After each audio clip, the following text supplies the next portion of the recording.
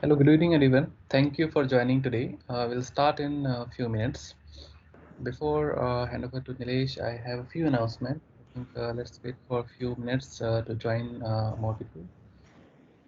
Then we can start.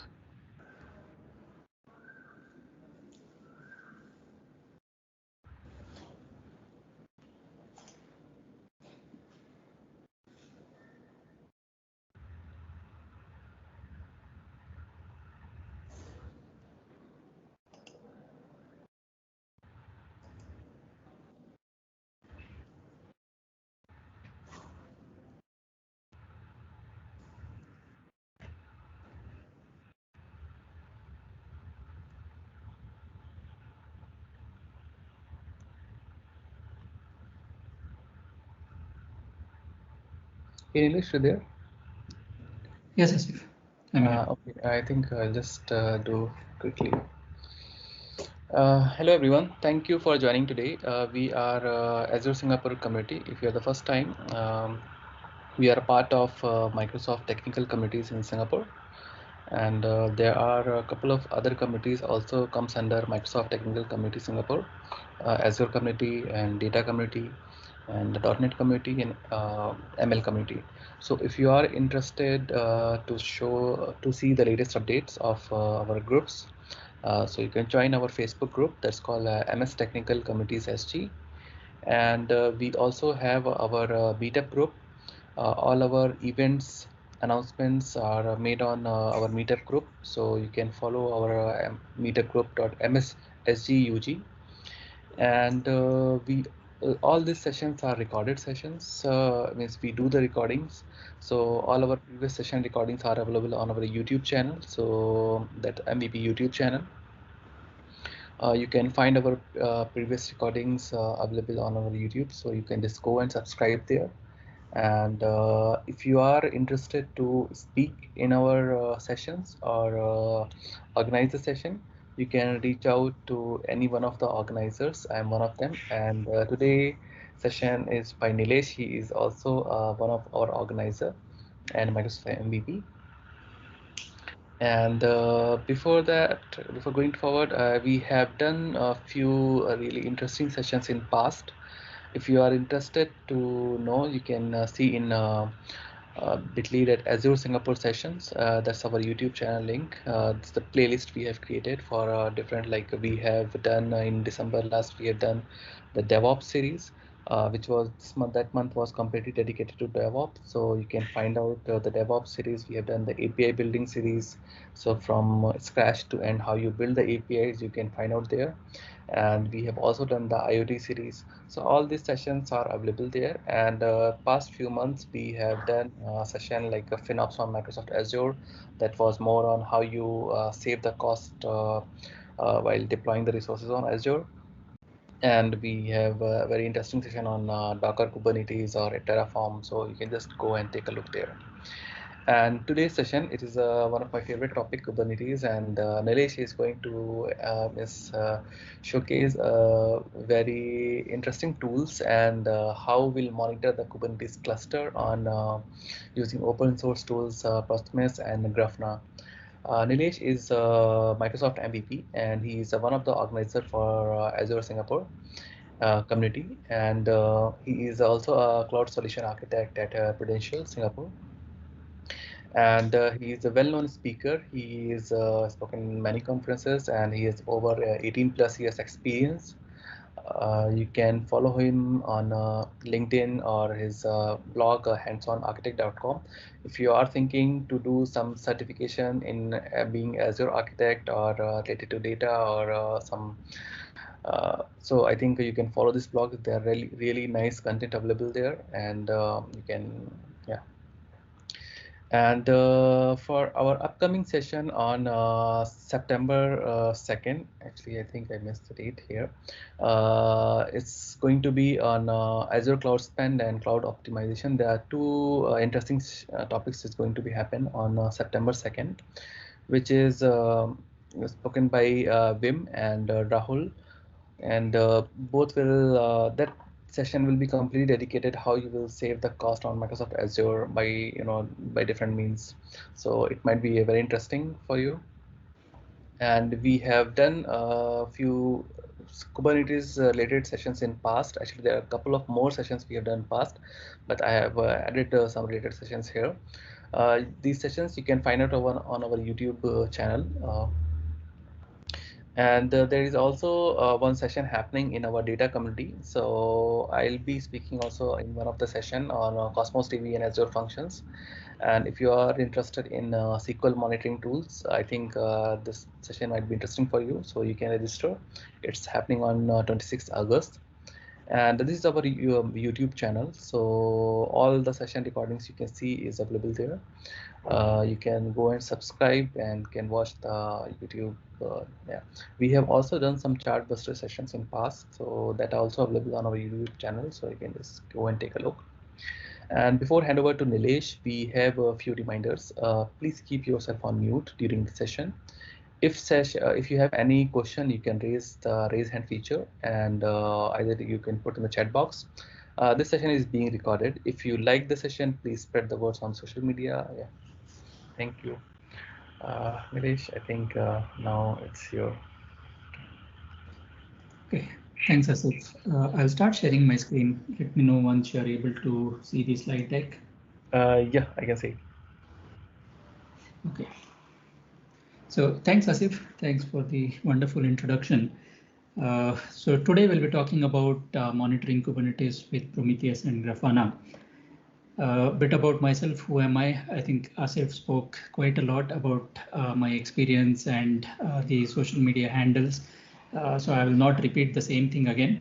In this slide, you can find my social media handles. And in case you are interested, please feel free to connect with me using this. When I'm not talking or thinking about technology, I also like to enjoy the game of cricket like most of the other people from India. I'm a big fan of Virat Kohli, and currently Indian cricket team is touring England. So if anybody is interested in talking a bit about cricket and upcoming Cricket World Cup, I'll be happy to do that. Let's move on to today's topic. So today we will look at Kubernetes monitoring using Prometheus and Grafana. We will start with understanding why do we need to monitor Prometheus and Grafana, or what is the need to have these tools, which are mainly open source tool. Then we will look at the architecture of Prometheus. And for the live demos, we will be using two different applications. First one will be a Spring Boot, Java Spring Boot based application. We will see how to integrate Spring Boot with Prometheus, or how to integrate Prometheus with Spring Boot application. Then we will look at how to integrate .NET Core application and Prometheus together. And hopefully we will have enough time to also look at one of the feature, which is called as the Alert Manager. So before I start with the session, there are some prerequisites.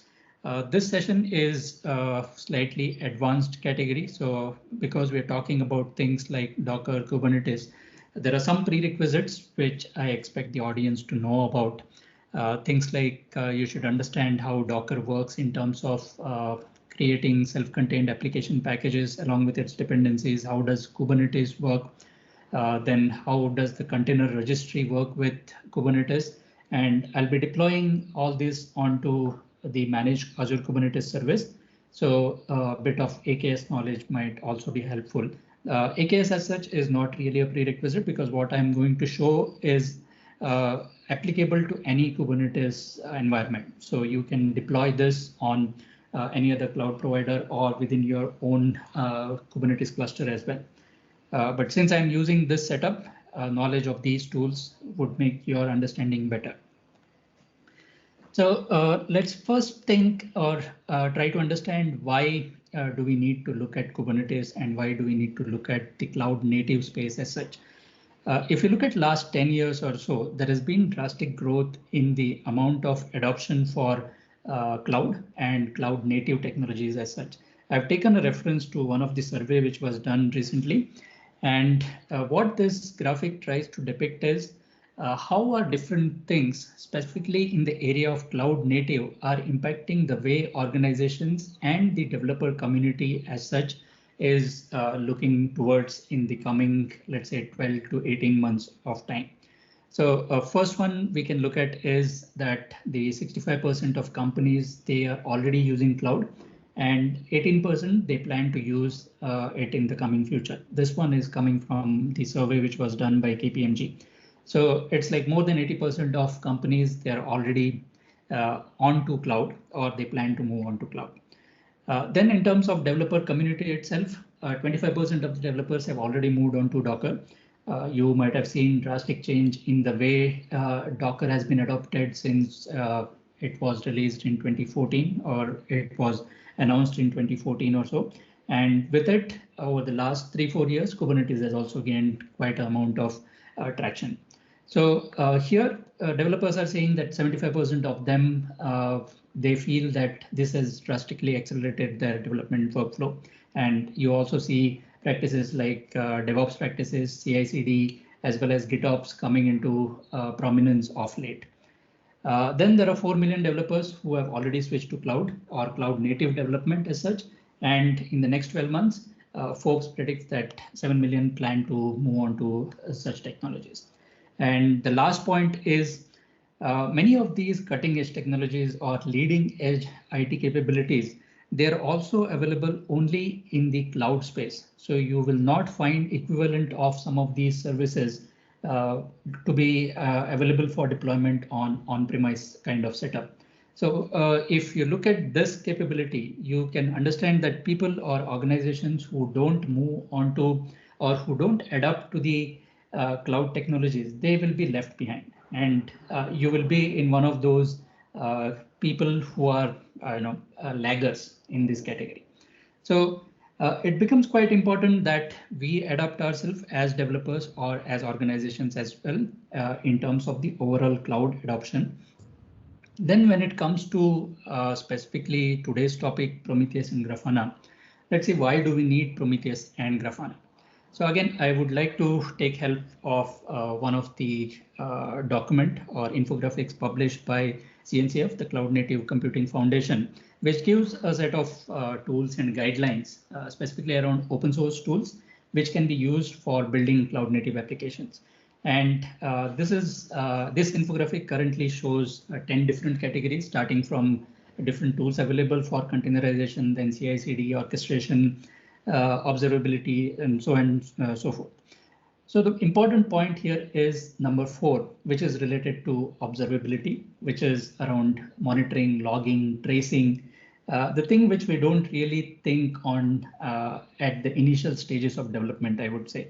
But then when you deploy your workloads or applications on production, you definitely need these additional features. And that is where Prometheus is one of the leading recommendation or leading product which is available in the market at the moment. And just a history of Prometheus a little bit. Prometheus was the second project to be adopted into the Cloud Native Foundation projects.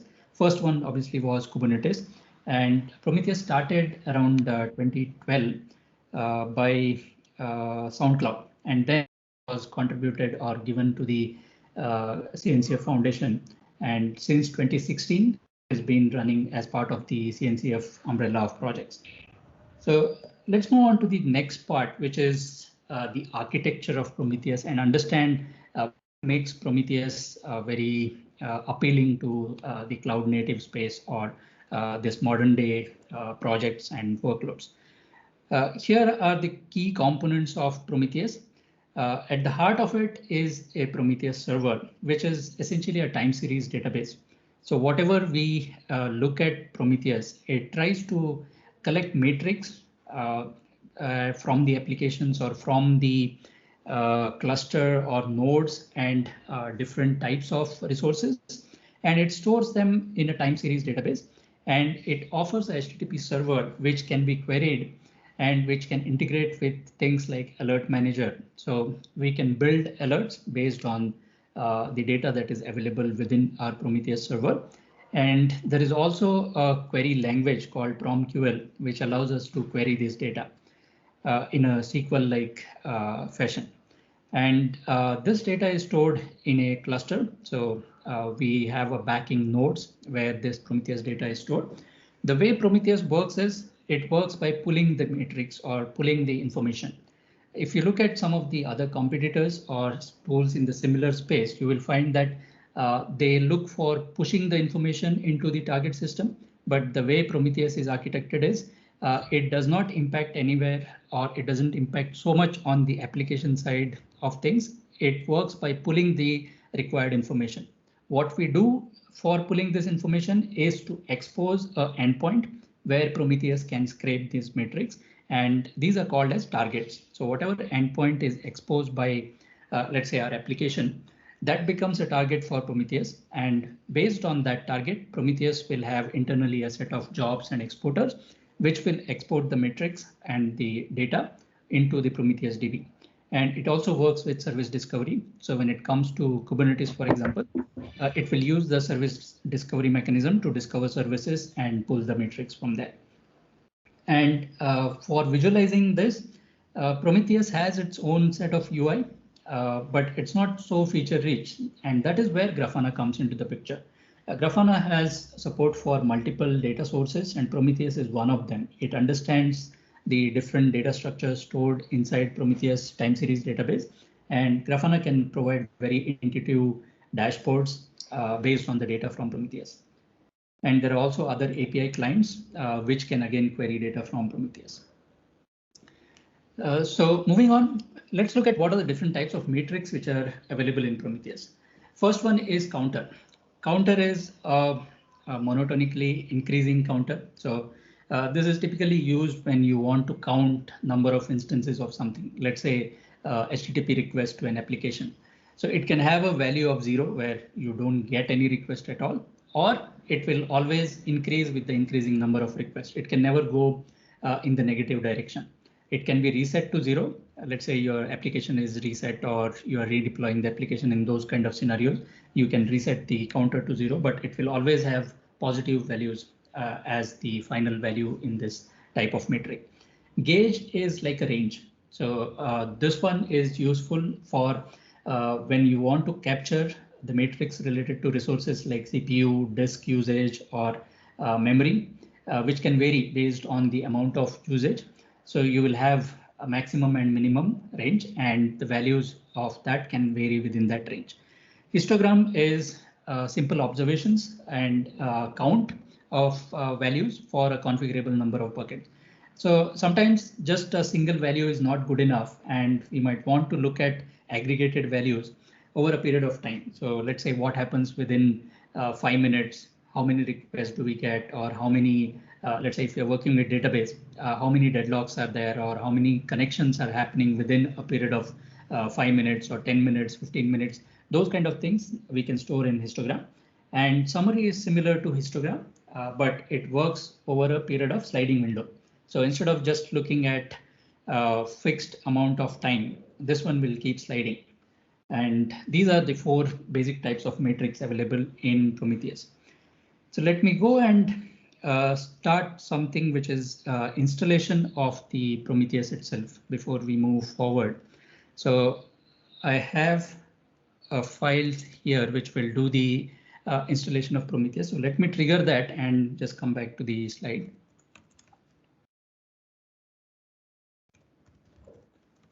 Hi, Nilesh, we have few questions also on the chat box. Yeah. What's the question? If we have already Azure native tools, why we need these two? Yeah, that's a very good question. So nowadays, if you see, people are moving from just being a single cloud kind of setup to multi-cloud setup. So if you use native tools, then you are kind of bound to the tools provided by the cloud provider. But if you want to have a kind of setup where you don't want to have a lock-in with native tools, then you can use these open source tools which are supported by multi-clouds, and then you are not locked into one cloud providers features or the services that are provided. So it makes you kind of cloud agnostic. You can deploy same kind of setup on any cloud. Any other question? No, I think Irakli also explained to him. Yeah, thanks, Irakli. Okay, So I've just started. I have a cluster which is spun up just about 30 minutes back or hour back. So it doesn't contain any workloads. Let me show you what do I have.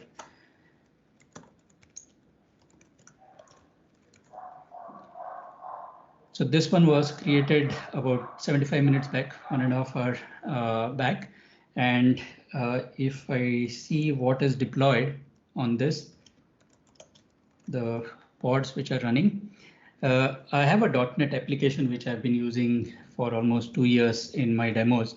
But it is just one RabbitMQ producer and the RabbitMQ itself, the service or a pod for RabbitMQ. We don't have anything related to Prometheus right now.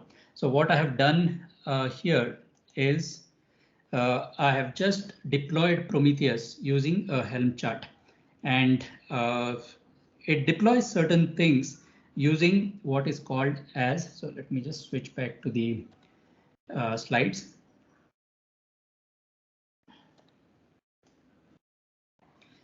Okay, there are different ways in which we can deploy Prometheus. So if you work with Kubernetes, you know that we can use YAML files, which are called as Kubernetes manifest as well. So I can handcraft these Kubernetes manifest files, and I can deploy the setup of this Prometheus. So all this, the alert manager, then the Prometheus server, Grafana, all those can be deployed using handcrafted manifest files. The other approach is I can use a Helm chart, which is like a package manager. So Helm acts as a package manager where I can abstract all these manifest files and combine them into a package, and then I can use Helm to deploy it. I'm using this approach where there is something called as Kube Prometheus Stack. It's a project on the GitHub which gives us a set of collection of scripts and easy to operate monitoring setup for Prometheus using what is called as a Prometheus operator. So this Prometheus stack will deploy the Prometheus operator. It will deploy Grafana for me. It will deploy the alert manager as well. I don't have to go and individually deploy those components. The Helm chart does all that. And when it comes to the operator, it tries to automate all the configuration related for basic monitoring. So think of a Kubernetes operator as a way of automating things related to the setup of the Prometheus. It's like someone sitting in front of a computer and doing things like managing the version of Prometheus, managing the persistence related to the metrics, the retention policies, the number of replicas, all the target configuration. So all these kind of things, which I would otherwise have to do if I was to deploy those individually, that is taken care by the operator. So operator automates all these things for me, and it makes my life easier to manage the whole Prometheus setup. So if anything goes wrong as well in the cluster, the operator will automatically try to recover from those failures, and it will have these resilience built into the package. So that is what I have done when I ran this command or the PowerShell script. So let me quickly show you what that PowerShell script which I ran was trying to do.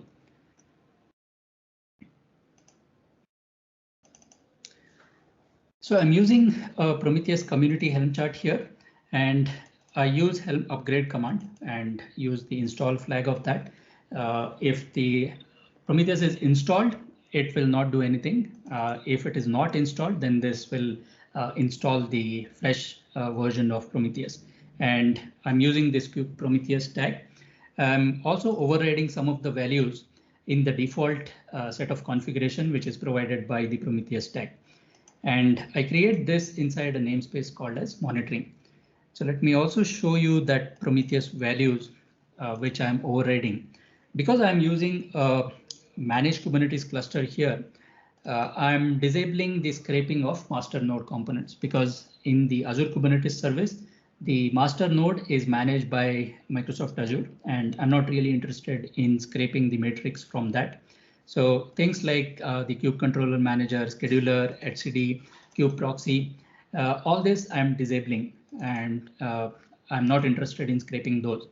And I'm also enabling at the kubelet level something called as the service monitor as well. So I'll talk about service monitor in a bit. So using these overridden values, I've gone and deployed Prometheus. And now let's try to see what are the objects that Prometheus deployed.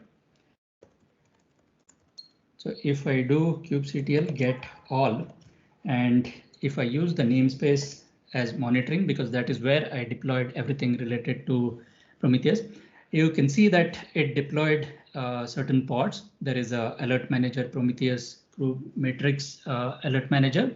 There is Prometheus Grafana. There is the Prometheus operator, the kube state matrix, and the exporters.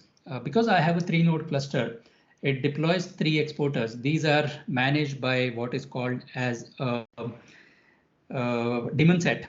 And because this runs as a daemon on each and every node, there are 3 pods running. If I, let's say, have auto scaling configured for my Kubernetes cluster and the workload increases on this particular cluster, and there is additional node added to these 3 nodes, then there would be another instance of this node exporter automatically added by the operator of Prometheus.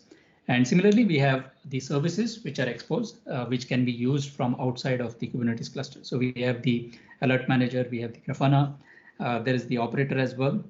And these are exposed on different ports. So I will be port forwarding to this shortly, and we will see how it looks like.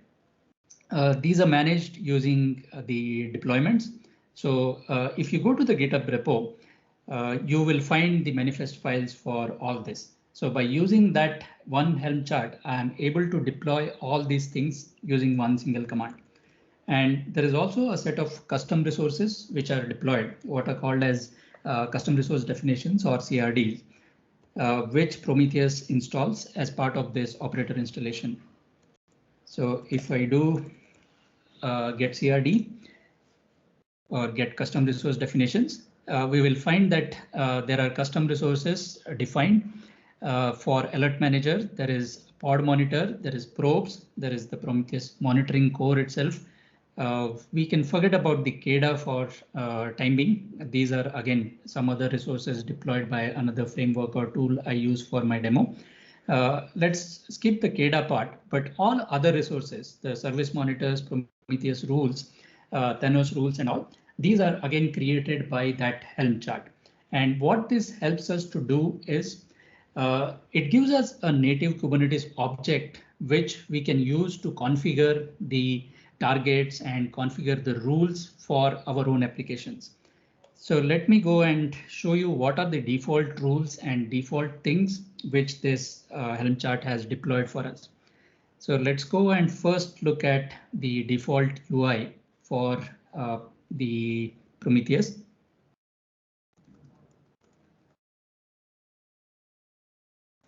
Okay, I already have the port forwarding command, so let me just reuse that.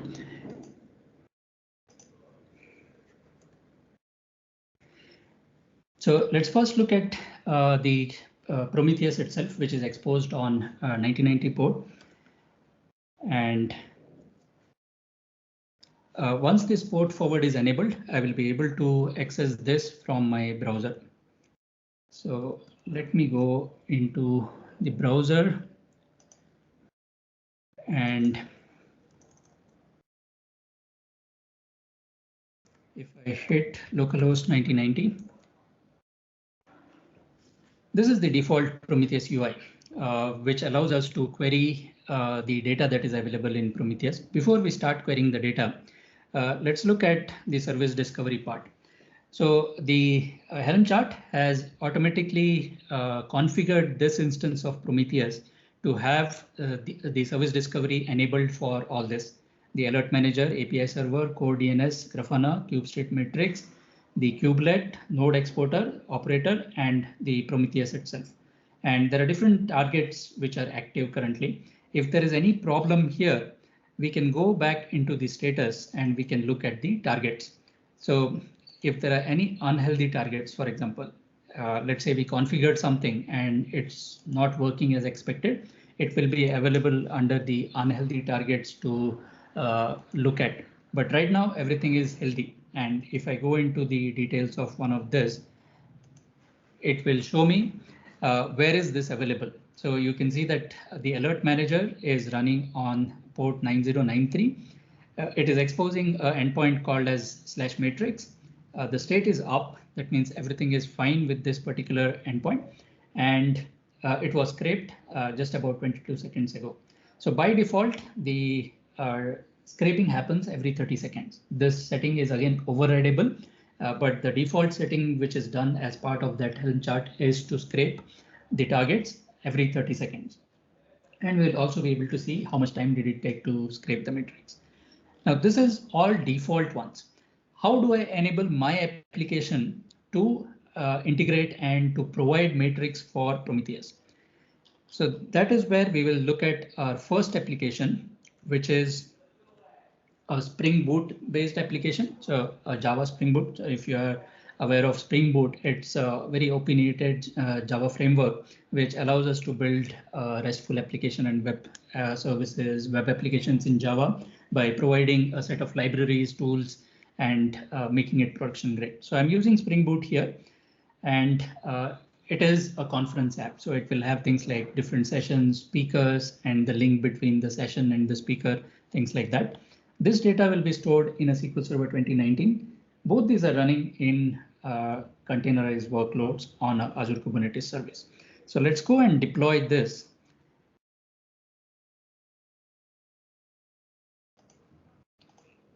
So I'm currently in PowerShell folder. Let me just change back to the location where I have all these manifest files.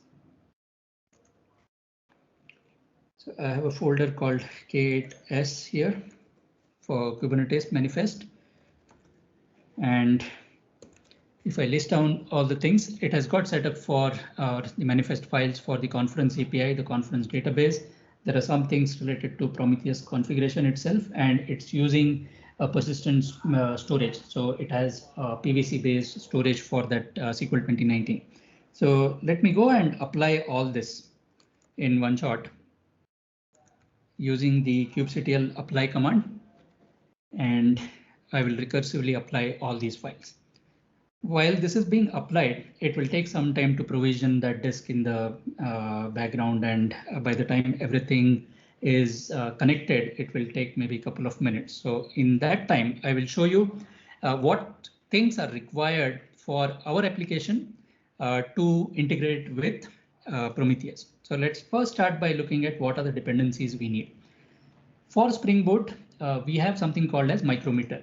Now, those matrix which I talked about earlier, the Prometheus 4 types of matrix, the application needs some way of taking the data from application resources that are used and convert it into those matrix. So for Spring Boot or Java based applications, we have something called as micrometer, and we add these two dependencies here, the micrometer core and micrometer registry Prometheus. Once these are added to our dependencies, then we go into our application configuration and we set some properties. This is done in the application properties, where I say actuator is again a type of endpoint which is provided by Spring Boot framework. And in the actuator, there is a Prometheus support. So what I'm doing here is I'm saying in the management endpoints which are exposed, include all these endpoints. So there are endpoints exposed for health, the info endpoint, matrix, loggers, mappings, and things like that. And along with that, I also want to expose an endpoint for Prometheus. And then I'm also setting some details like should it be done always in terms of showing the details and things like that. And specifically for Prometheus, I'm saying enable the matrix endpoint and also the Prometheus endpoint, and export the matrix in the Prometheus format. So with this and that micrometer dependency that I've added, now my Spring Boot application will be able to export the matrix which are understood in the Prometheus format. And then in my deployment, I need to configure some things. So let's look at the API deployment or the API service to start with. Now my deployment for that API which I'm exposing has got 3 replicas. So I expect this API to be heavily used. So I'm creating 3 replicas, and for exporting that or exposing that those 3 replicas outside of my Kubernetes cluster, I'm using a Kubernetes service kind of object, which is exposed using a load balancer.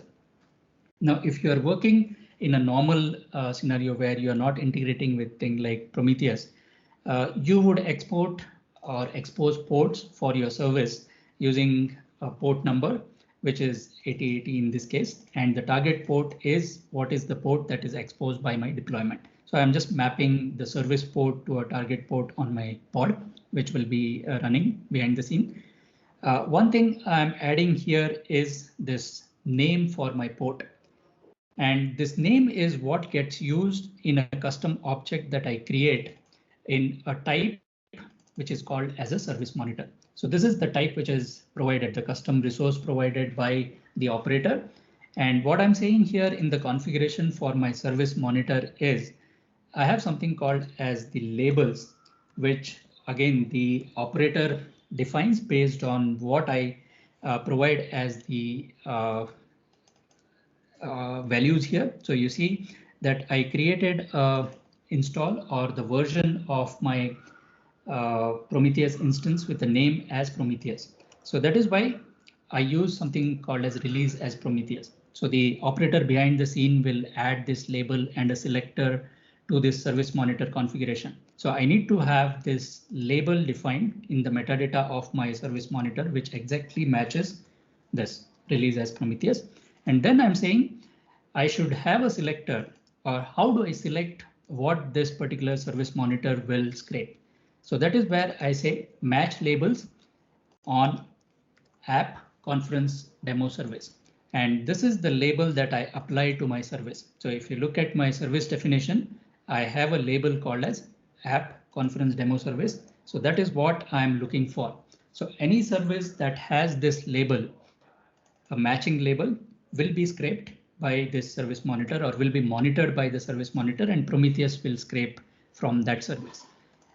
In terms of the namespace, I'm saying look for any namespace in this case. But if you want to restrict to a specific namespace, let's say in your organization, you are deploying your application to a specific namespace, then you can give the namespace name here to filter the service on a specific namespace. And then endpoint is where we should look for the matrix. So I'm giving that matrix port, the port which was defined in my service definition, and the path. Now Prometheus by default will look at /matrix as the path where the matrix would be available.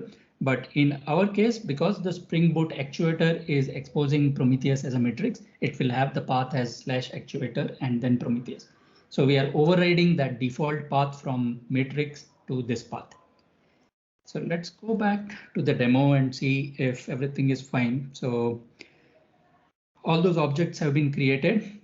So the Azure Disk has been created, conference demo API deployment has been created, a service has been exposed, and we also have 2 custom objects which are created for the Prometheus purpose. So right now, what I showed you was this service monitor definition. I will come to the Prometheus rule a little later in the demo. So now let's go and look in our service whether this is exported in the status here. Let's go and look at the service discovery part. So you see that it has added this conference demo service monitor and it has got around 60 different targets. If I go at the targets, you can find that it is scraping this actuator Prometheus on port 8080 on 3 different endpoints.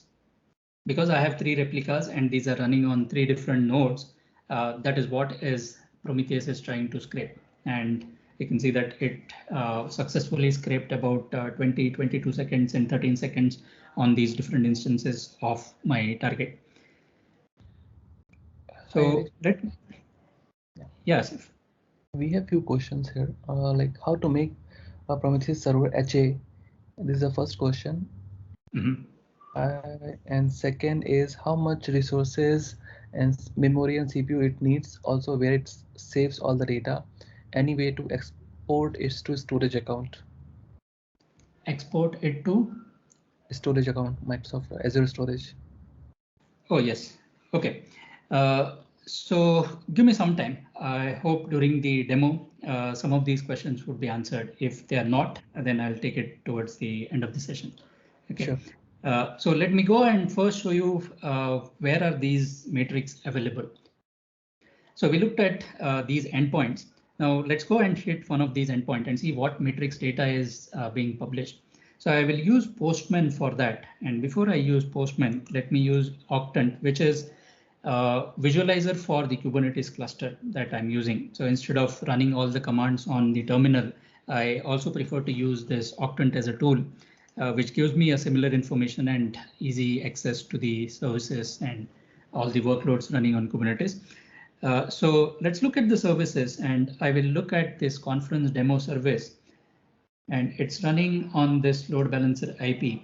So let me take this and go into Postman, where I will try to look at those metrics. So if you remember, we are exporting this on port 8080. So let's first look at the actuator endpoint itself, and the actuator, it's exporting all those health, beans, info metrics and all. That is what we configured in our application configuration, if you remember. And there is also this Prometheus endpoint. So if I go into the Prometheus one specifically, so we can see that below here, there are some JVM metrics exposed. There is like the application conference demo. There is the live data size bytes, which are exported, and this is the value of that. There is also JVM threads. Currently 17 threads are running for this application. And same way, there are so many other metrics which are exported or exposed by that Prometheus endpoint. And that is what this Prometheus service or the extractor is extracting. The scraping is happening on that endpoint. Now let's go and look at in the UI how we can visualize this. So I know there is something called as this process file open as one of the metrics which is exposed. So I can search for it here, and you can see that there are different values available from those three instances which are running. I can also use some function like max, for example, and the max value is 126 in this case out of those three instances. So what we are sure now at this point in time is our application is able to expose the matrix in Prometheus format, and by using this UI, we know that we are able to access that matrix from the Prometheus server or the time series database. So this integration between the Spring Boot app and Prometheus server is working fine. Now let's move on to Grafana, where we can start visualizing these metrics. So I will again use the port forwarding feature and port forward on the default 80 port for Grafana and go into the browser and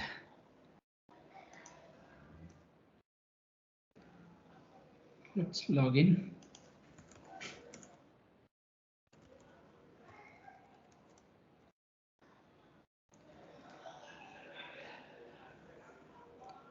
Okay. So before I move on to the application specific metrics, let me show you the default one, which are again configured by that Prometheus operator and the Helm chart, which I used to install all this and set up all this. So let's go first and look at the Prometheus matrix itself. So this dashboard is configured by the operator again, and you can find here the Prometheus stats, like what are the different instances, the data coming from kubelet, the node exporters, how many targets are currently syncing. So you can see that we are currently syncing this conference demo service, the one that we just applied right now, how the targets are increasing in terms of their sync. If there are any scrape failures, it will show in this widget here. And the storage as well, or the stage. And we can also customize this, like I can auto refresh every 10 seconds. I can look at different time window. Instead of looking every 1 hour, I can change the visualization to look at every 15 minutes or last 15 minutes based on my needs. I can also go and customize the look and feel of this. So if I go into edit, you will find that there are so many widgets provided by Grafana, like the gauge, bar graph, table, pie chart, all this. And we also see which particular Prometheus matrix is used here. So you see that it is using job as a filter and instance as one of the filter again. And it's looking or doing the count by job, instance, and the version to produce this table here. And we can customize all this, not just the matrix. The look and feel, everything is customizable. So we can do paging, the column style. It really boils down to our own creativity, how we want to visualize this data once it is available in the Prometheus database. So let me discard this change and let's go and look at a couple of other default dashboards or metrics which are coming from the operator itself. So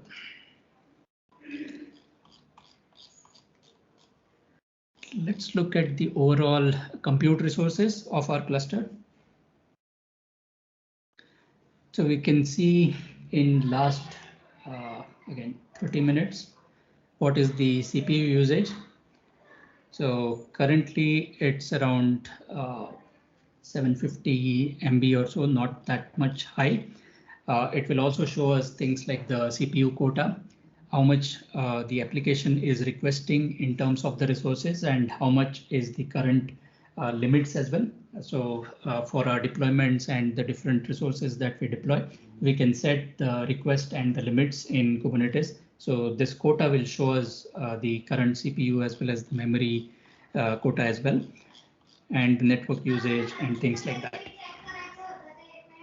So after that, let's look at one more from the default before I go specifically into our application metrics. So let's look at namespace and the pods. So here we can find namespaces and which pods are deployed in which namespace and what is the bandwidth utilization for those. How is the network utilization and who is utilizing that. So now we have the default ones. Let's say how we can get our applications matrix onto a similar kind of dashboard. So instead of starting from scratch, right, I would like to start with something which is available on the Grafana dashboards. So let's create a new folder here for Spring Boot application. And let's try to import one of the existing dashboard.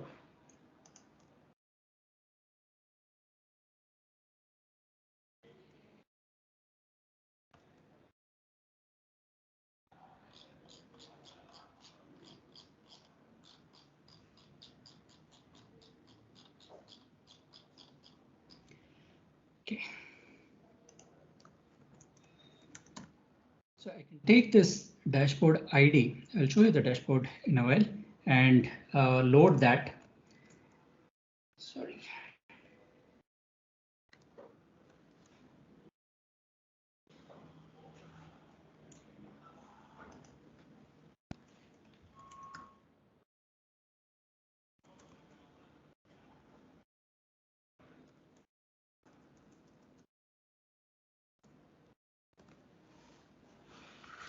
So this Grafana dashboard is provided by Istio, and I can just use this copy ID feature here. It is based on the micrometer matrix that I've enabled for the Spring Boot application. So what this does is it gives me all those definition in terms of the widgets, the panels, and everything that I need. I want to put it in the Spring Boot folder, and the data source I'm going to use is Prometheus. So this configuration again is done automatically for me by that Helm chart and the operator. If I don't have, let's say, the Helm chart, then I will have to configure this myself. If I'm, let's say, individually going and deploying all these components, the Prometheus, Grafana Alert Manager, then I will have to configure it using the configuration settings. So now when I look at this conference demo specific metrics, which are coming from that Istio based dashboard, you can see it will give me IO, like what is the input output throughput for this, what is the HTTP request, how much current time is taking, average and max, and various other JVM based metrics like the heap size, CPU usage, logs, the GC things as well, like the garbage collection, different durations, and the promotions as well of generations of garbage collections, how many classes are loaded. All this is configured from that the definition which I took from the chart or the Grafana dashboard. So this is now up and running. Let me go and quickly fire some of the queries to see that this is changing in real time. So I need to get that IP again, where the service is running. So it's 200. And let's go and make some request continuously onto that sessions and the speakers URL.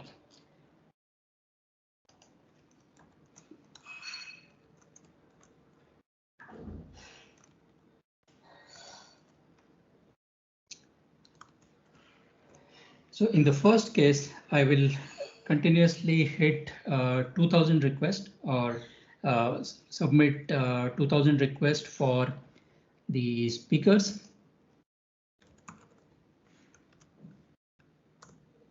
Let's go. OK, started requesting. Now let's go and do the same thing for these sessions.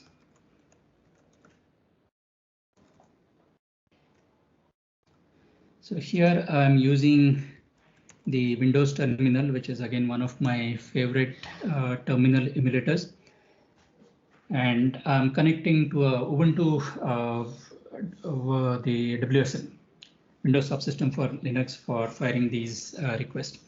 So now if I go back and look at some of these metrics, this is getting refreshed every 5 seconds for the duration of last 5 minutes. And the scrape interval here, I haven't changed the default, so it should be like every 30 seconds. Prometheus should be scraping that metric. So you can immediately see that there is a change here in the average time that is taking to service those requests. And similarly, we will see a difference in the other metrics as well. So you can see some changes in the memory pools. If I go down, these allocations, the collections, those things should also change. And as these requests, they keep increasing, and after some time, when all the requests are serviced, we should also see a drop in those values. So with that, let me go back onto the configuration part, what I was showing you earlier. So we looked at this, how we configure the service monitor, which is a custom resource provided by Prometheus, to start scraping our own service, which is exposed by my Kubernetes service object on the port 8080. Now let me go back to the slides and let's look at the second example. So this is what I showed you right now. I created a custom resource and I pointed it, or I started monitoring the existing service. And that service is having 3 instances or 3 replicas, which are running as pods because of my configuration of having 3 replica. And this service is then again looking at the deployment. And this is where that 3 replicas are there. So this graphic shows you what are the key points which link your Prometheus custom resource definition or the service monitor to a service definition and what we need to configure. Next, I'm going to take an example of a .NET Core application. And this is one of my long-standing demo, which I use and have been using for last 2 years. So here I have an application which is using similar setup. It's for a Tech Talks. It uses a publisher API, web API in .NET Core to publish a certain number of messages. These get published to a messaging infrastructure, which is running on RabbitMQ. And then I use another project called KEDA, which works on event-driven workloads. So if there are any messages in this RabbitMQ instance, it will go and scale the number of consumers, which is running as a .NET EXE in this case. And then it will scale it up to a certain range. So the range I've specified here is 30 replicas. As long as there are enough number of messages to be processed in the RabbitMQ queue, these replicas will keep running and then they will scale down in a short period of time when the workload or when the messages are all consumed or processed. So for this, I will switch to Visual Studio Code and show you what configuration is required for a .NET Core application.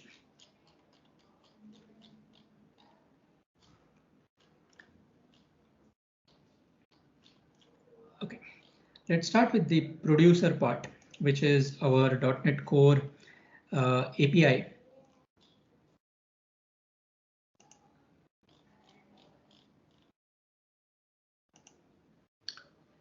And in the dependencies here or packages, I'm adding two packages.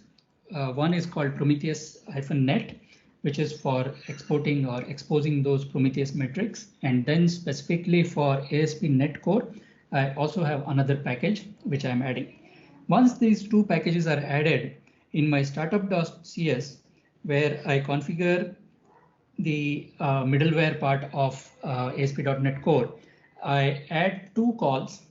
First one is to have the HTTP matrix exported. So app.use HTTP matrix. And then specifically for the endpoints, I use endpoint.mapMatrix. And with these two additions of the calls, my .NET Core API will be able to expose some metrics which are understood by Prometheus. So let me go and deploy this. Sorry, I have already deployed this in the interest of time. The application is deployed. Now let me deploy these specific things related to Prometheus. So going back to the terminal.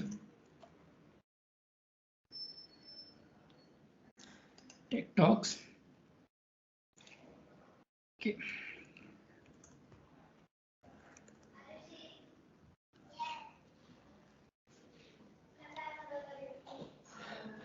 Okay. I'm in the K8s Prometheus folder. So all the application workloads are currently deployed. So if I go back into the Octant and I look at my workloads and the pods,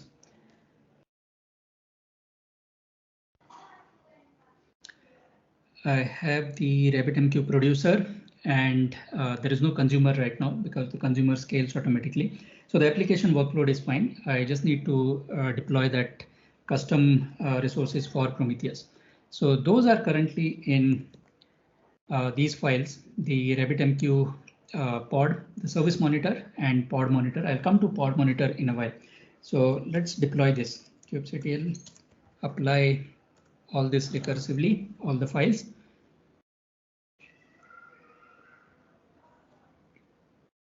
So it has created similarly a service monitor and a pod monitor. So I will not cover the service monitor part again because the configuration here is exactly same as what we did for the Spring Boot application. But let me talk about the pod monitor, because the difference here is the service monitor is capable of scraping the matrix from a Kubernetes service.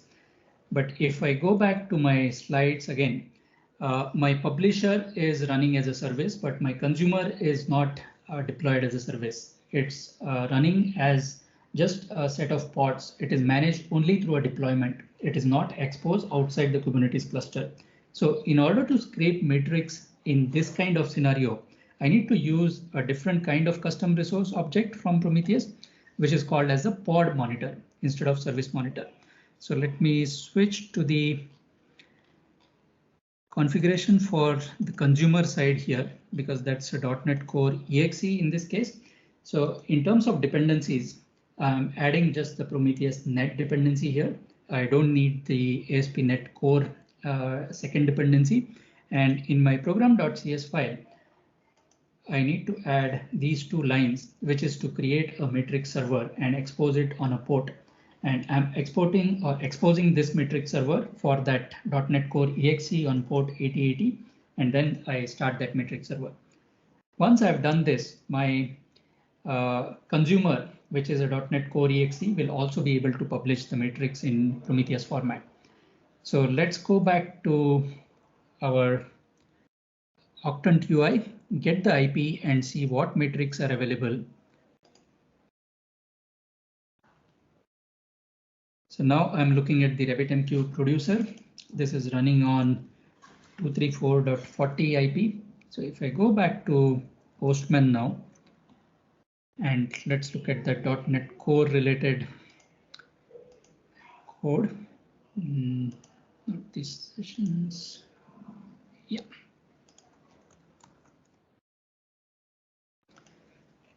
So in my .NET Core API, I did not override the default matrix endpoint. So it is available on /matrix itself.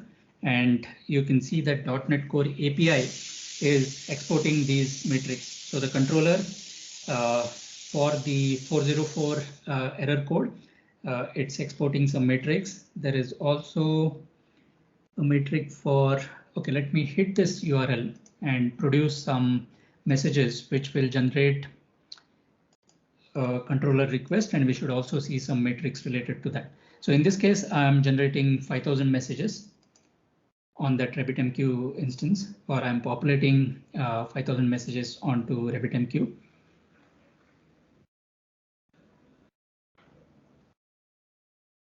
Okay, so we get status code as 200, which means the request was fine. If I go back and again query for the matrix, I should see something related to the controller here. You can see now it's calling this generate tech talks, and we are getting status code as 200. And again, some values related to that. So with this, I can again confirm that my .NET Core application is able to publish the metrics which are understandable by Prometheus. And I have already gone and configured my service monitor and the pod monitor. So with this, if I go back to the Prometheus UI, I should now be able to see in the status and the target additional things for my .NET Core application. So you see TechTalks consumer pod monitor here. There is also RabbitMQ service monitor, which I will come back in a short while. There is also the producer service monitor. So all these objects or these configurations were done by those manifest files which I applied just now. And if I go into the targets, we should again have these targets which are scraped. And you can see that there is some problem with the consumer pod. There is it's not able to scrape right now. So this is because the consumers, it's running. Okay, let me go back. Workloads, pods. It's spinning up this based on that CADA framework which I mentioned, and you will see that some of the consumers are running, some of them will be still getting scheduled. Okay, all are up and running. So now within a short period of time, we should be able to see that everything is up here. So it takes some time for those consumers to start up, and that is why some of these are shown as unknown. But within a short period of time, we should see all of them up, and Prometheus should be able to scrape all of them. So here we can see that in real time, it shows whether the matrix is Prometheus is able to scrape the matrix or not. Now let's go and add some visualization related to .NET Core application in our Grafana dashboard. So switch back here.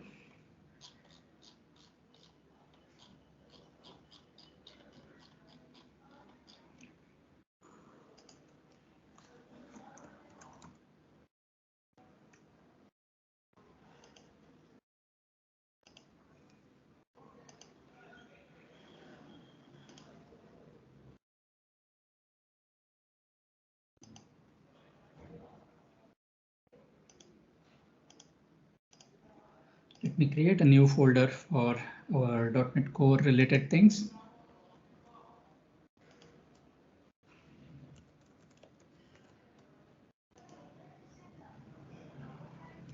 and then import this dashboard into that.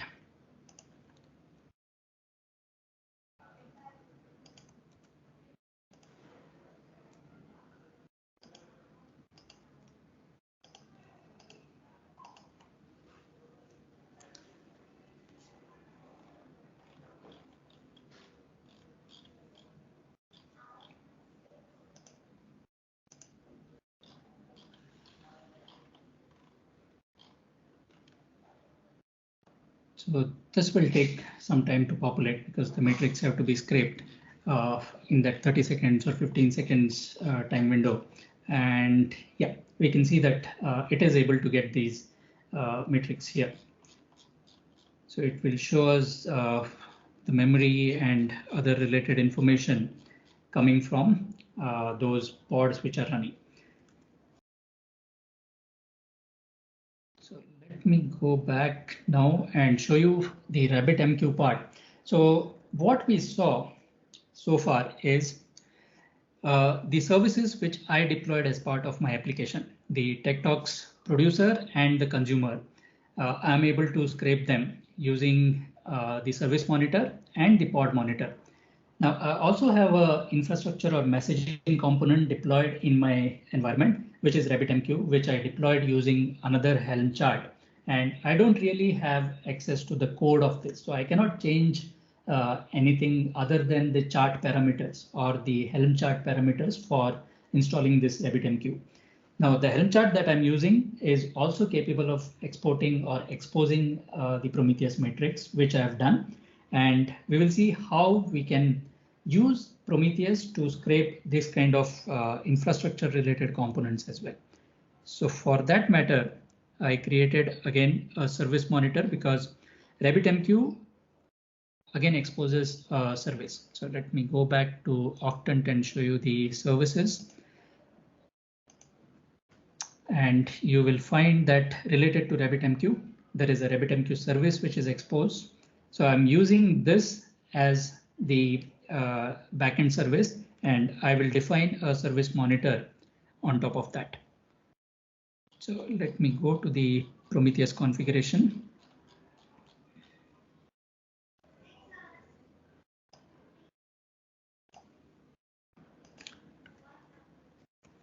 And here you can see that I am selecting the matching, or I'm trying to use the match labels of the RabbitMQ service, not the services which my application, the .NET Core application, is exposing.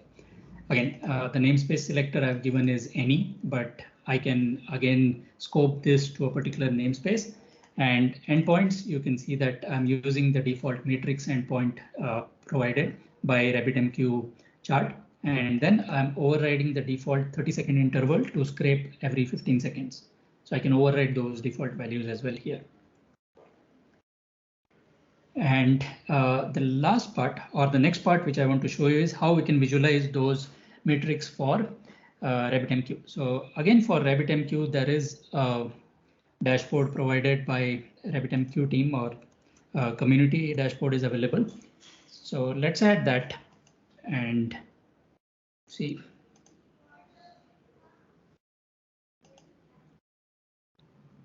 Discard this.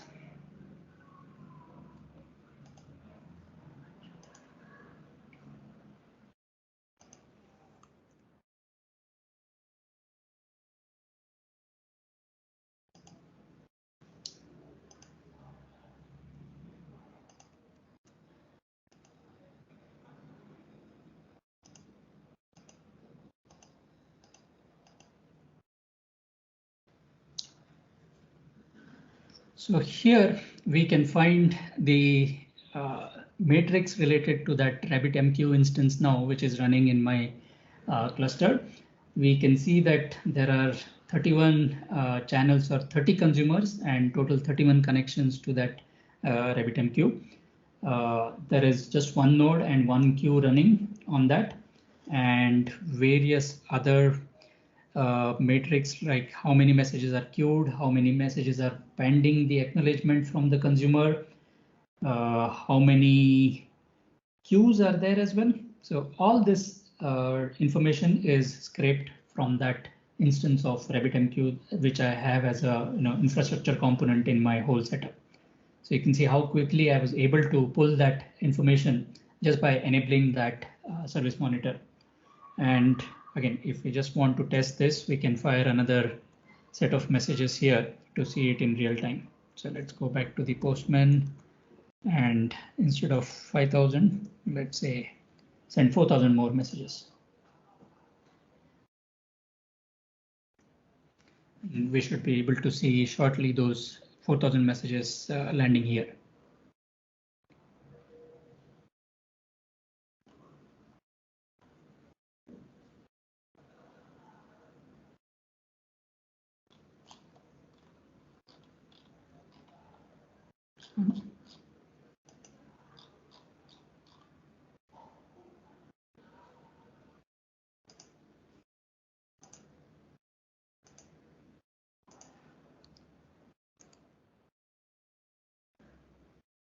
Yeah, so you can see that we have additional 4,000 messages which have come up, and we should also see those consumers going up to consume these messages. So switching back to our slides, we looked at how to do this for service monitor, pods, as well as infrastructure components. The last part of this demo, which I want to show, okay, I don't have a slide for that, but let's look at Alert Manager, one more capability of Prometheus, which can be used for alerting based on the data available within Prometheus. So for this, I will again switch back to my Java Spring Boot based application. And where is my IntelliJ? Yeah. What I want to do here is to define a rule. And this rule is based on the fact that let's assume that this conference demo service that I've deployed is very critical to my business. And if there is no single pod running for this particular service for more than a minute, it's a difficult situation for me. I need to get an alert. So I want to configure this using, again, a custom resource provided by Prometheus called as Prometheus rule. And the expression or the configuration that I want to use for triggering that alert is this.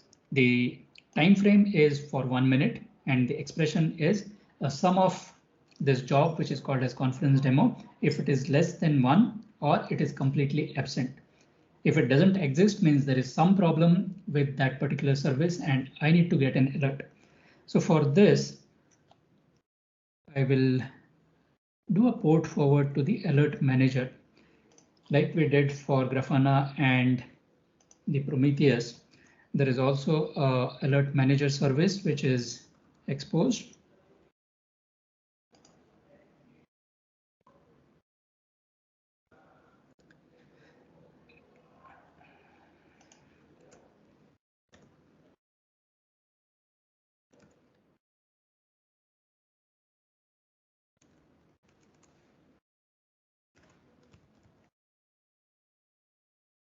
Sorry, it's 9093.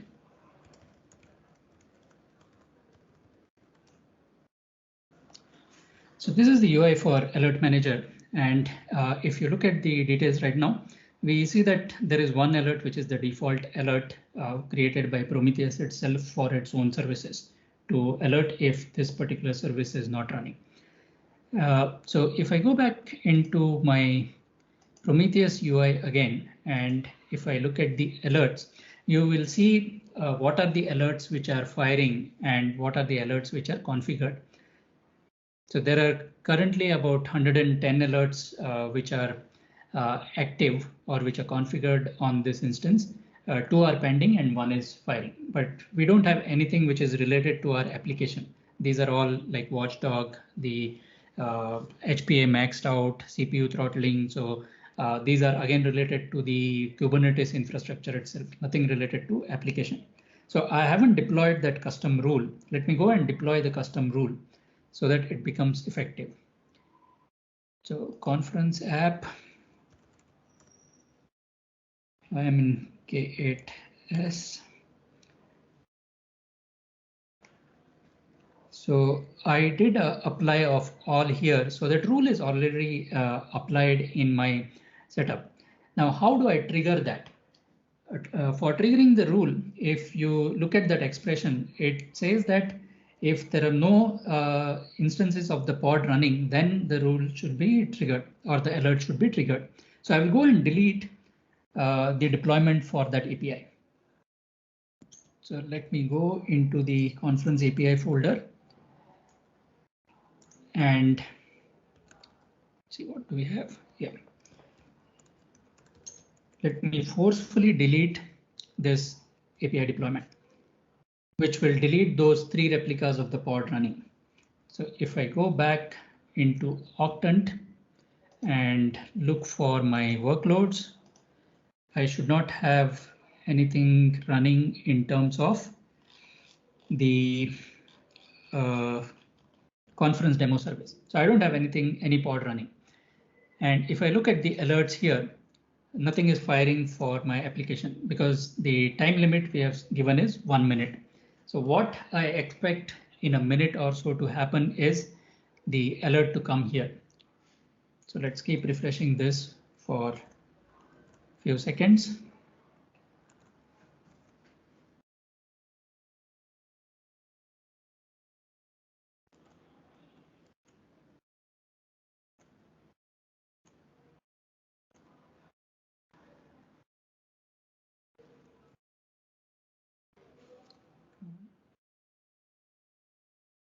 Yeah, so you saw this pending was 2 before, now it became 3, and our conference demo pod down is showing up here. So this is in the Prometheus. If I go to the alert manager, I should see alert manager also receiving that alert shortly.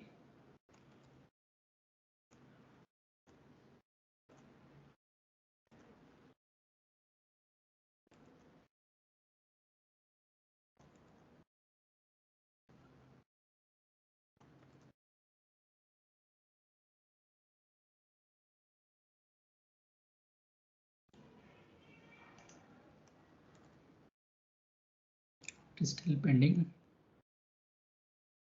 Firing should change from 1 to 2, then the alert manager will show.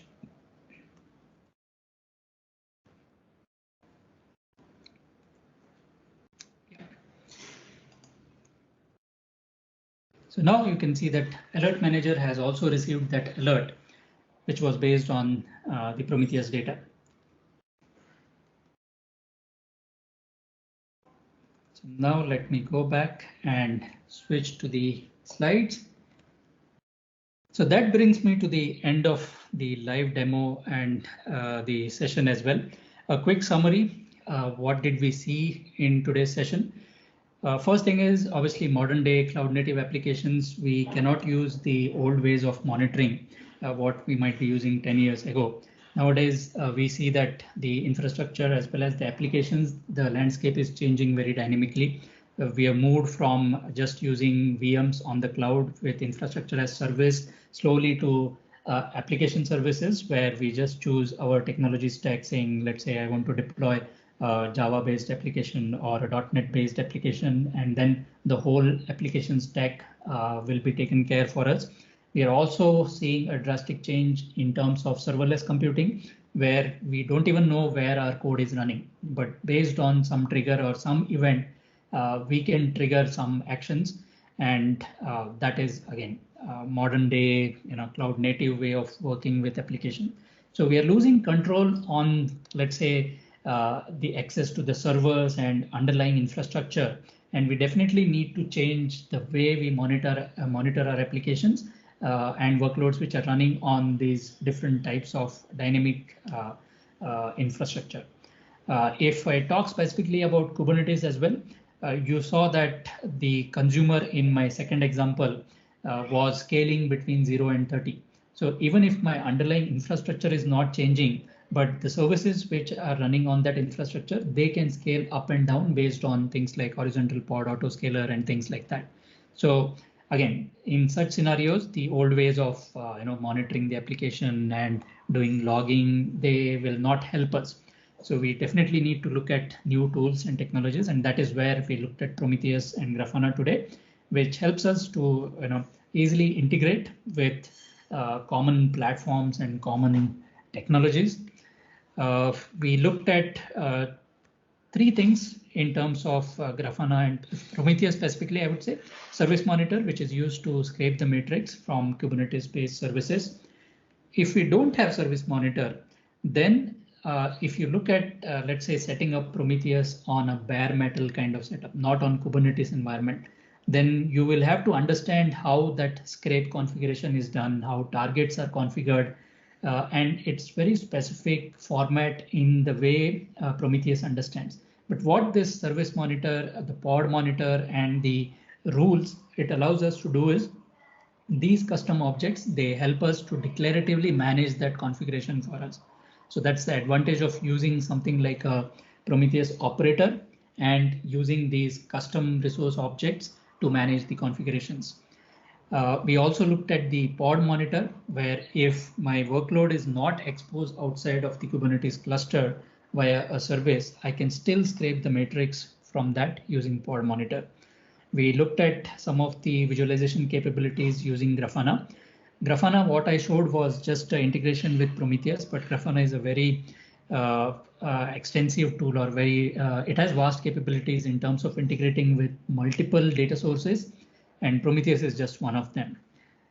We also looked at Alert Manager. So in terms of critical services or workloads which are related to your application, we can use expression-based queries from Prometheus and set up alerts. I showed Alert Manager triggering alert from Prometheus until the Alert Manager part. There is a piece which you would need in a real production environment, where from an Alert Manager, you would want to send that alert to a target. So Alert Manager can alert via email, it can alert via a webhook, it can integrate with things like Slack or Teams channel. So it's up to you how you want to notify that alert to your target people or whoever needs to get that alert. I haven't shown that. I hope you found this session useful, and I leave it as an exercise or next step for you to explore that part. I'll give you some references here. Prometheus, the basic site or the main website of Prometheus itself, prometheus.io, same way grafana.com. The Prometheus Kube stack, what I use for deploying the Prometheus operator and whole of the stack around Prometheus. There is a series of YouTube videos done by a gentleman, Hussein Dalai. I've given the screenshot of his videos and the series down below. He talks about Prometheus, Grafana, and Kubernetes to a great extent. A very good resource to add to your YouTube subscription if you like watching YouTube videos. Same way, there is Tech World with Nana. She also has a series on Prometheus. And then finally, there is a nice debugging related part. What I showed you in the visualization, how we link the service monitor to our service and service back to the target backend pods. If there is any problem which occurs when you try to configure Prometheus, this Prometheus debugging resource is quite helpful. I found it quite useful myself when things were not going as expected. And the source code for both the applications that I showed you is available on my GitHub repo. Thank you. Thanks a lot for attending this session. The slide deck are again available on SlideShare and SpeakerDeck. You can download them and share them if you like. If you joined in this session a bit late, my name is Nilesh. The combination of my first and last name is quite unique. You can find me very easily with that on any of the social media platforms. I've also given a QR code for my YouTube channel in case you are interested in similar technical sessions or topics. I do publish videos once in a while, so feel free to subscribe to my channel. So now I'm happy to take those questions, Asif. Thank you, Nilesh. Thank you so much for a wonderful session. We have a couple of questions.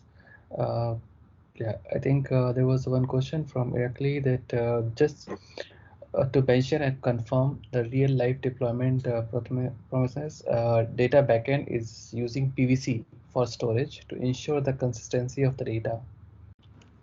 Yes, it is using PVC. So if we use this operator, we can configure that to write the data to PVCs. Okay. Yeah, and there was a question for Aslam that just to confirm the developer code must be Prometheus aware. I mean, code needs to be written right for the Prometheus. That's a good question. So the code, right? If you look at what I showed you for Spring Boot application, the configuration was very minimal because Spring Boot and the matrix one that I use, the dependency, they work quite hand in hand, and the micrometer. Because of this, we can get a very good matrix from a Java-based application using Spring Boot or with these dependencies. With just the changes to the configuration file, we were able to integrate Prometheus with Spring Boot. I didn't have to go and make any change to the application code as such. So my application is not even aware that Prometheus is in place. Whereas for .NET Core application, along with the addition of dependencies, we also had to modify the code to add those calls. If you remember, for the web API, I had to set up that couple of calls in the startup.cs map matrix and use HTTP matrix. And for the .NET EXE in my program.cs, I had to create this matrix server. So it depends on which library or which API you are using to integrate with Prometheus. It will depend on which programming language also you're using and how much support is available in that programming language or the framework or the library. But one more point. There are a set of exporters. So let's say you don't have all the features. We can just look at Prometheus exporters. And this is a huge list of exporters which are developed by, let's say, database vendors themselves to expose matrix in Prometheus format. You have hardware related ones. Let me zoom in a bit. You have issue tracker like Bamboo, Jira, Confluence, messaging frameworks, Kafka, Nets is there, RabbitMQ, Solace. Then the storage one, Gluster, Ceph, HTTP ones like Nginx, APIs. You have logging ones, other monitoring systems, miscellaneous, and the list is quite extensive. So you can see that Prometheus is really popular with all these kind of different providers where you can use Prometheus to integrate with their services. So you can use these exporters to export the matrix from, let's say, your SQL Server or Oracle database and expose it to a Prometheus endpoint, from where Prometheus server will be able to collect those matrix and store it in the internal time series database that it uses. Does it answer your question? Absolutely, absolutely, Nilesh. Yeah. Anything else, Asif? Any other question? Yeah, there is a couple of more questions actually. Yeah. What's the difference between using service monitor and annotation on pod directly? Again, very good question. I think the person who asked this question has used Prometheus. Annotations is a way of putting labels or key value pairs on your Kubernetes objects. So do I have it somewhere? Yes, you can see here I have something called as annotations in my deployment, which is commented out. This is commented out because I am using the Prometheus operator, and Prometheus operator does not honor the annotations. If you're using Prometheus without the operator, let's say you are deploying Prometheus using Helm chart independent of the operator, individually just as Prometheus or without, let's say, Grafana or Alert Manager. In that case, you will have to use the annotations. The operator is not supporting annotations, and that is why we have to use those custom objects provided by the operator in terms of service monitor and pod monitor, as well as the rules if you are enabling the alert rules. So you will find this kind of annotations in the older examples, especially YouTube and even some blogs. If you look at integration with Prometheus, right? This is the old way, I would say. of integrating using annotations. But if you're using the operator, it is better to use the service monitor. Okay, yeah. There is one more question from Daniel. How and where did you deploy Grafana, including all the dashboards? Can you do this automatically?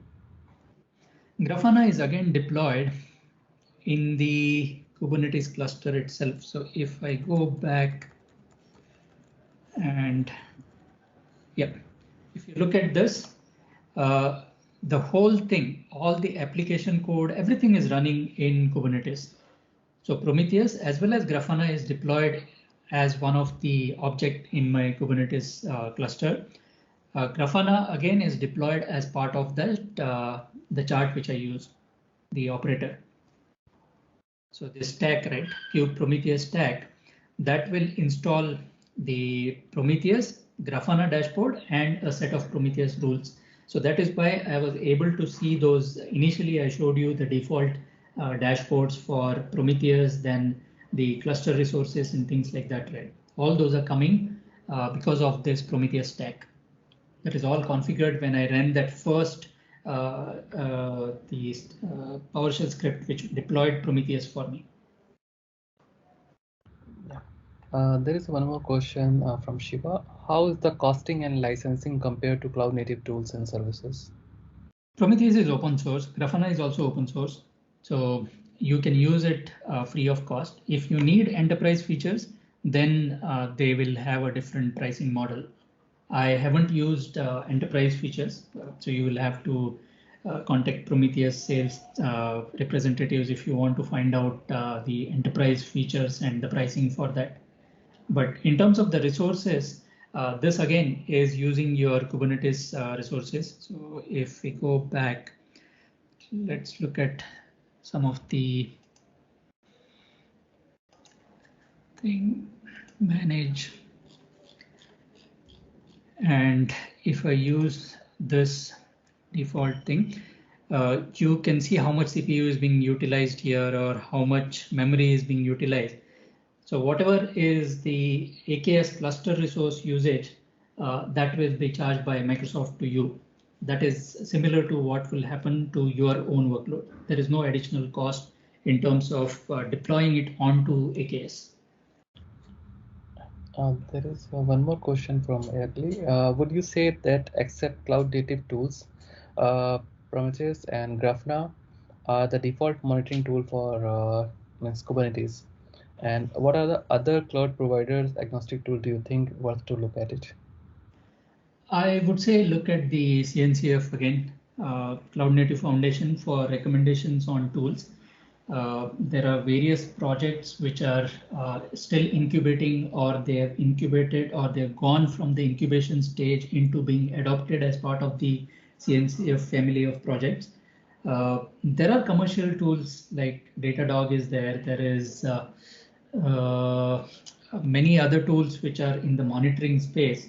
Dynatrace, for example, they can do monitoring for Kubernetes. You have lots of options. Everybody is trying to integrate or already have something or the other to offer when it comes to monitoring and alerting in Kubernetes. Kubernetes, as you know, is very popular, and the popularity keeps increasing on daily basis. So all these monitoring tools providers, they are also not far behind. So if you're looking for commercial solutions, they are also available in the market. Yeah. And there is one more question. For a production environment, would you recommend to deploy Prometheus and Grafana in a separate namespace or even a separate cluster? Yes, it is possible. And it again depends on how do you deploy in your environment.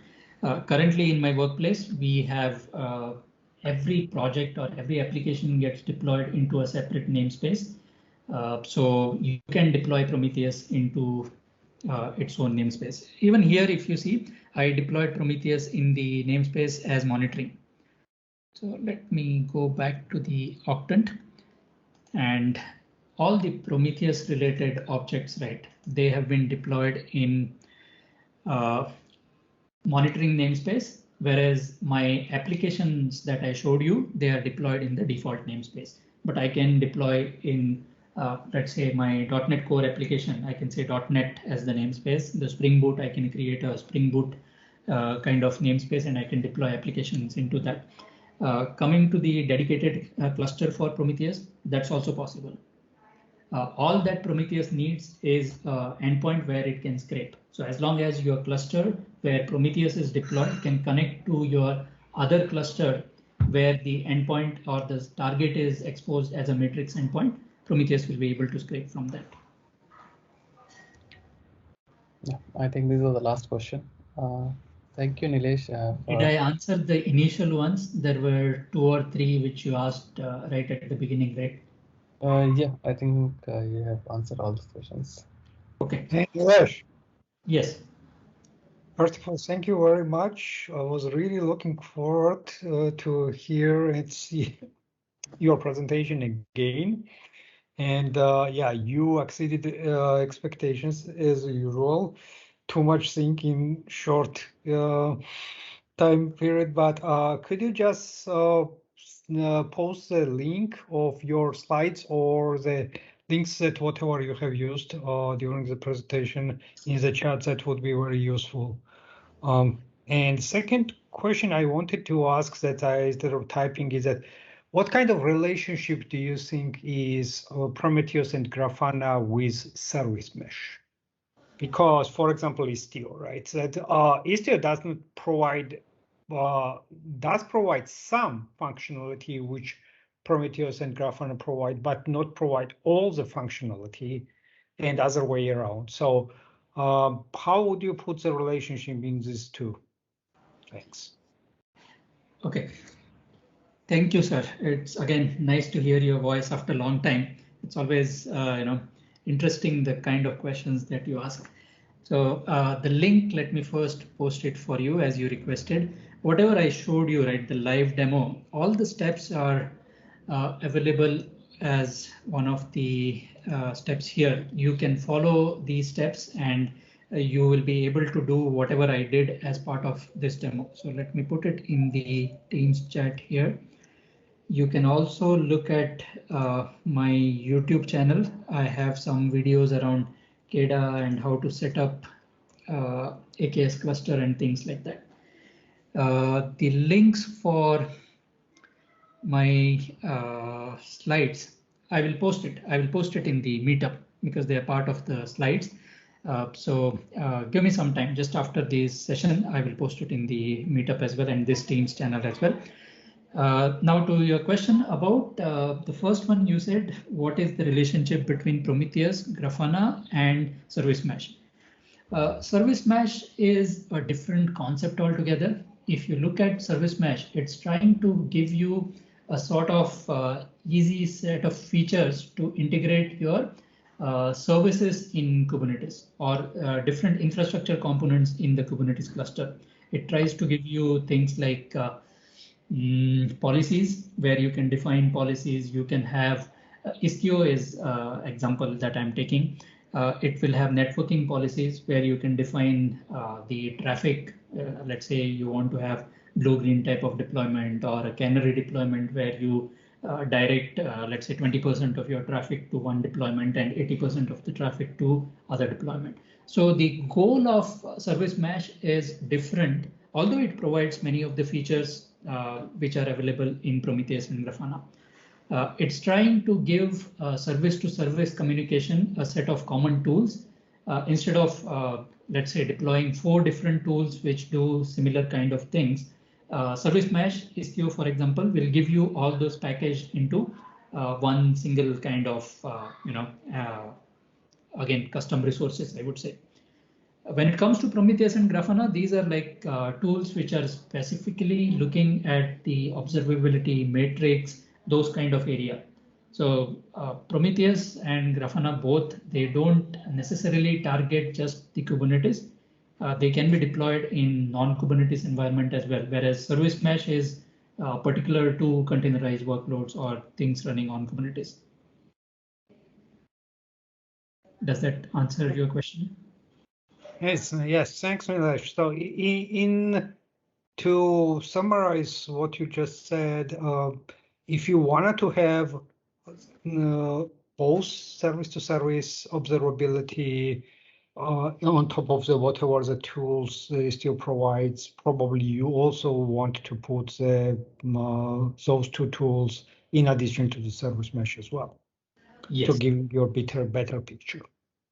Yeah, it's been quite a while since I looked at Istio, but my understanding based on the initial explorations that I did for Istio is it provides you different things like Kiali. You also have Prometheus. I think it also has support for Grafana or some sort of UI, if I'm not mistaken. But then you can again enable and disable which of those features you need in your Istio setup. So if you already have, let's say, Prometheus installed and Grafana as a separate instance, you can still integrate that with your service mesh, which is running on using Istio. That's my understanding, but I haven't tried it myself. I see. Thanks. In terms of the observability, like an end-to-end, I have some background with Dynatrace. In Dynatrace and Datadog as well as like native cloud tools, Azure Monitor, for example, right? So they are saying that we are providing you the option to have end-to-end observability, like starting from the request hits to ingress, all the way ending up on your data backend to see where your queries are running and if those queries, for example, performance are affecting your application performance. I would assume that this kind of functionality is not something that you would see from Grafana and Prometheus as in their open source mode. Do you know if they are in some kind of paid or enterprise mode? I'm not very sure about that. Grafana might have something because it can integrate with multiple data sources. In the enterprise version, you might find something, but for end-to-end kind of metrics or telemetry specifically, there is another open source project, the Open Telemetry thing. It's a specification, and you have things like Jaeger or Jagger, which can give you the stack traces across different systems or across different components that your code might move through. So let's say you have an API then or a front end which calls an API, then that API connects to a backend system or backend database.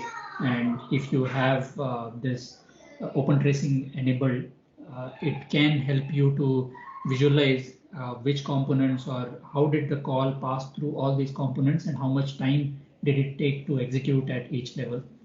But again, you would have to integrate that yourself with other tools. I think Istio has this in some way using some other open source project. Thanks again. Thank you. Thanks for all these wonderful questions. Yeah. Thank you, everyone. Thanks, Nilesh, for a wonderful session. And thanks, everyone, for joining today. We have another session already announced on 2nd September. So please have to register if you like. Yeah.